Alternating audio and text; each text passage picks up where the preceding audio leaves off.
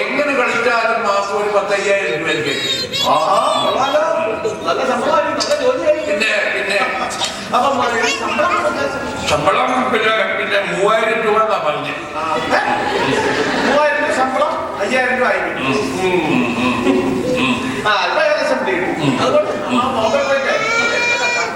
അവിടെയോ ബോംബെ കണ്ടു. എടാ അവിടെ ബോംബെ പോയാൽ കാണാനുള്ള കാഴ്ചകളല്ലേ മുഴുവൻ. വലിയ വലിയ കെട്ടിടങ്ങളായി, കടലായി, കപ്പലായി, തീവണ്ടിയായി, ഇരുതല ബസ്സുകളായി, എന്ത് വേഷം അവിടെ കാണാനുള്ള കാഴ്ചകളാണ് മുഴുവൻ. പക്ഷെ ഞാൻ അതല്ല ചോദിച്ചത്, എന്തെങ്കിലും പ്രധാനമായിട്ട് ബോംബെ കണ്ടോ?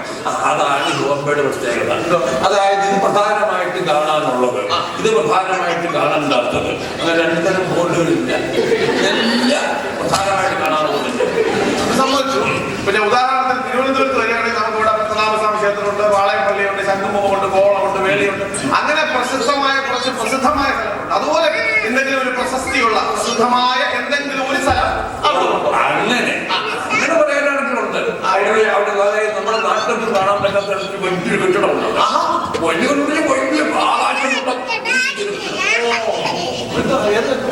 അതിന്റെ പേര് പറഞ്ഞാൽ നിനക്ക് മനസ്സിലാവുമെന്ന് അറിയാൻ പലക്കാരും പറയാം. അതായത് അതിന്റെ പേരാണ് താജ്മഹൽ. താജ്മഹൽ ബോംബെ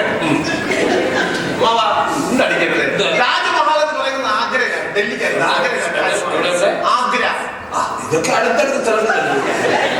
ഇപ്പൊ നെടുമുടി, ചമ്പക്കുളം, കാവാലം, ചേന്നങ്കൽ, കൈതകരി, ചങ്ങനാശ്ശേരി എന്നൊക്കെ പറഞ്ഞില്ല ഇഷ്ടപ്പെട്ട സ്ഥലത്തല്ലേ. പറയുമ്പോ ഓരോ പേര് പറയുമ്പല്ലോ ഇതെല്ലാം അടുത്തൊരു സ്ഥലങ്ങളാണ്. ബോംബെ പറഞ്ഞ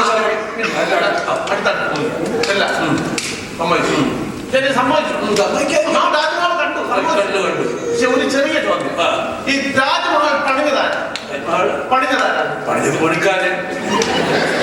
പണിക്കാരനല്ല മാവ, ഞാൻ അതല്ല ഉദ്ദേശിച്ചത്. താജ്മഹൽ പണിയിപ്പിച്ചത് ആരാണ്? കാശ് കൊടുക്കും. നേരെ ചോദിക്കണം, ചുമ്മാ ഇങ്ങനെ വളവളാന്ന് പറഞ്ഞാൽ. അതായത് അത് കാശ് കൊടുക്കേണ്ടത് പഴയ ഒരു രാജാവാണ്. നിനക്കൊന്നും ഓർമ്മ കാണില്ല.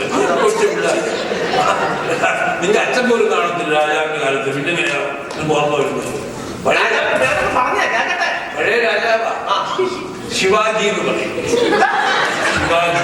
ശിവാജി എന്റെ അമ്മാവാ. താജ്മഹൽ പണിയിച്ചത് ഷാജഹാനാണ്. ഇങ്ങനെ എന്നാ ജാതി? മുസ്ലിങ്ങൾ നമ്മളെ കളിപ്പിക്കാൻ പറയുന്നത് ശിവാജി എന്ന് പറയുന്നതാണ് നായകൻ. അതാണ് അതുകൊണ്ട് കളിപ്പിക്കാൻ പറഞ്ഞിട്ടില്ല. നീ ഒന്നും ചോദിക്കരുത് ശിവാജിയെ കുറിച്ച്. ശരി, സമ്മതിച്ചു. താജ്മഹൽ കണ്ട് ബോംബെ പോയി, അത് തെറ്റിയത് ശിവാജി എല്ലാം സമ്മതിച്ചു. ഒരു ചോദ്യം ചോദിച്ചോ, ഈ അതിനകത്തോട്ട് കയറി കണ്ടോ? അകത്തോട്ട് കയറാതെ പുറമേ നിന്ന് കാണാൻ പറ്റും. കയറി മുഴുവൻ ചുറ്റുകിടന്ന് കാണണ്ട.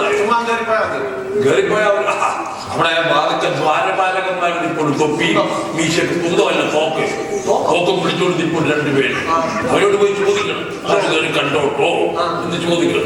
അപ്പൊ അവർ ഒരേ കണ്ടോളാം, മലയാളത്തിൽ ചോദിച്ചാൽ വെള്ളം കൂടി ഇതുപോലെ കളയും. അതായത് ഇപ്പൊ നമ്മുടെ ഇംഗ്ലീഷിലോ ഹിന്ദിയിലോ ജപ്പാൻ ഭാഷയിലോ ഒക്കെ ചോദിക്കണം. ജപ്പാൻ ഭാഷ അവർക്കറിയാം. പല നാട്ടിൽ നിന്ന് വരുന്നവരല്ലോ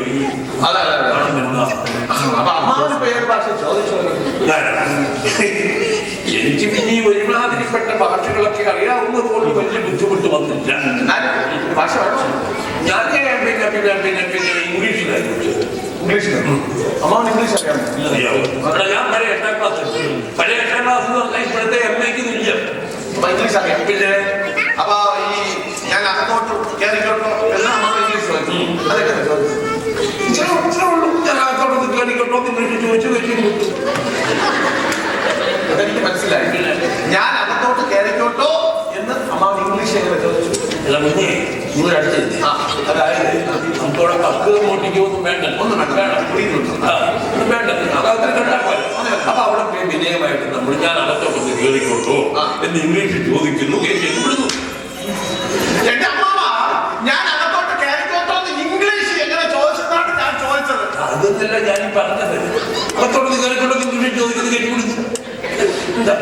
എന്താണ് കുഴപ്പം? ചുമ്മാ ഇംഗ്ലീഷ് ചോദിച്ചാൽ മലയാളത്തിൽ ചോദിച്ചാൽ അർത്ഥ വ്യത്യാസം വരുന്നു. നിന്റെ പേരെന്തുവാ? എന്റെ പേര് നന്ദു. നന്ദു. നന്ദു എന്ന് ഇംഗ്ലീഷിൽ പറഞ്ഞേ.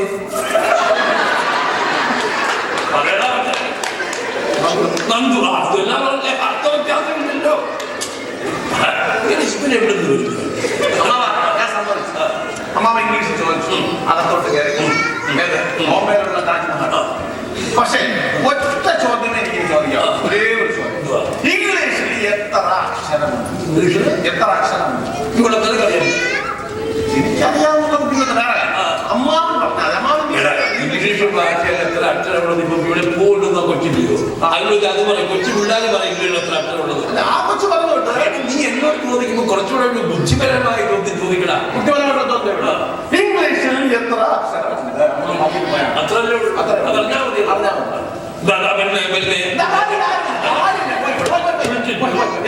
ഉത്തരം പറഞ്ഞിട്ട് പോകണം, ഞാൻ വിടില്ല.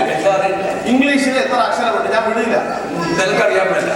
എനിക്കറിയാൻ പറ്റില്ല. അമ്മ പറഞ്ഞാൽ ഞാൻ എന്റെ വായിൽ നിന്ന് ഇംഗ്ലീഷ് ഭാഷ ഇപ്പൊ ഇംഗ്ലീഷ് ഭാഷയിൽ പറഞ്ഞു വരുമ്പോ നമ്മളെല്ലാം കൂടെ കൂട്ടുമ്പോ അതായത്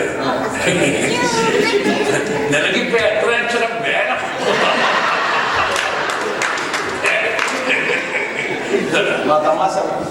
തമാശ ഗുണ്ടടിക്കരുത്. അമ്മ ഭയങ്കര ഗുണ്ടാണ്.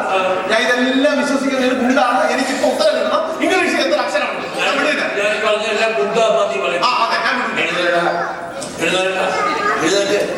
ഇംഗ്ലീഷ് ഭാഷയിൽ എത്ര അക്ഷരം ഉണ്ടെന്ന് എനിക്കറിയാം. എന്നാൽ എന്നെ കൊണ്ട് പറയാൻ ഇപ്പൊ സൗകര്യമില്ല. പറയിപ്പിക്കാൻ ഈ സ്വർണ്ണം പോയൊരു സമ്മാനം പറയിപ്പിക്കണം. രാവിലെ വീട്ടിൽ നമുക്ക് അമ്മൂക്കനാ പ്രായം എന്റെ മുഖത്ത് നോക്കാൻ ഇംഗ്ലീഷ് ഭാഷ എത്ര ഉണ്ടാക്കി